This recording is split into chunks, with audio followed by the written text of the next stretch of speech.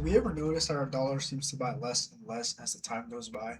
How the price of something as simple as a McChicken has tripled in the last 20 years, or something as important as the price for groceries has risen about 65% within the same time span. Now, many people's response to this may be that the nominal wages in America have risen about 75%. But in reality, when these wages are adjusted to inflation, they have only increased about 12%. Purchasing power, a term used to evaluate the real value of your dollar, has decreased about 40% since 2006. The reason for this is due to a term called inflation. Now, just now, you may have mentioned wages adjusted to it, but what truly is inflation? Long story short, it is the increased prices of goods and services in a country's economy. While prices start to scale, wages aren't able to keep up. That is inflation. Inflation is more than just the prices increasing while wages are falling behind. There are many factors and causes to it, and today we will be highlighting and analyzing some of them, which include demand pull inflation and cost push inflation. Have you ever waited in line at a food stand because everybody in line wanted a specific item, like say a hot dog, but the cashier said that they are currently unavailable to make any because they're out of bread? Long story short, this is an analogy to demand and pull inflation, in which the people in line are the consumers and the ones demanding the product, and the food stand is the economy. Demand pull inflation refers to when consumers have plenty of money to spend due to a demand of a certain good or a certain service, but the economy is unable to keep up and produce to match this demand. Demand and pull inflation directly causes inflation because goods and services become scarce while being in high demand. Because of this, firms and businesses are able to charge more because the consumers would be willing to pay the price no matter what, as long as they get what they need.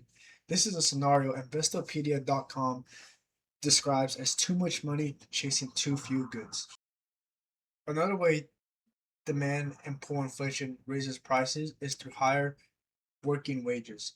When a business begins to receive more demand for their product or service, they are forced to expand their labor force to keep up. And this could be hiring new workers or increasing wages because workers are uncontent with the amount that they're being paid for the work that they're doing. And according to a chart published by EmployAmerica.org, there is a correlation between consumption expenditures and received wages of workers and salary disbursements. This means firms begin to pay workers more and offer higher starting salaries, like I said, in order to keep their workers or attract new ones whenever they begin to meet higher demand. In other words, increased consumer spending leads firms to invest more into their labor force, which can end up increasing prices.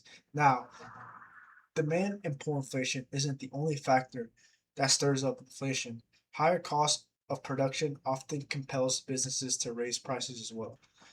The concept of cost push inflation refers to the cost of producing goods and services rising due to the rising cost of raw materials like oil and metals, or a disruption in supply chains of those raw materials.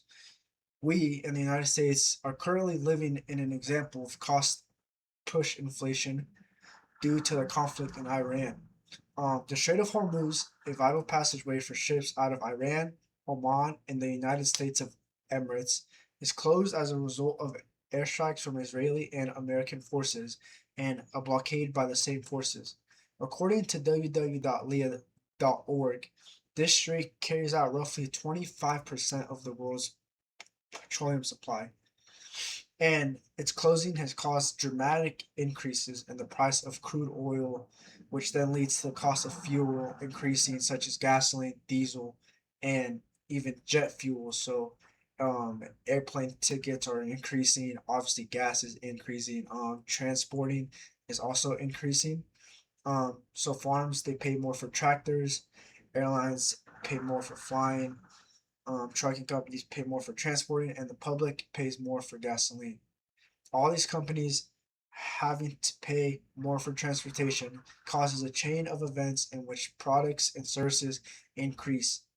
Economic specialist and professor at Georgia Tech, Pinar Kiskunok, talks about this in a speech where he mentions in complex supply chains, a disruption in one critical link, even if only briefly, can cascade through the system well beyond the initial event. If you couldn't tell, the disruption here is the closure of the Strait of Hormuz, and the cascading through the system is the effect that it's having on our economy.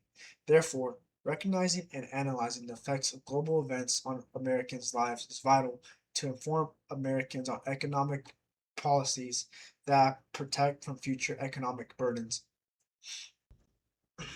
In conclusion, inflation is a complex concept that has many factors that apply, whether it's consumers asking for more demands, a global event that causes a chain of events that causes drastic rising in cost of living.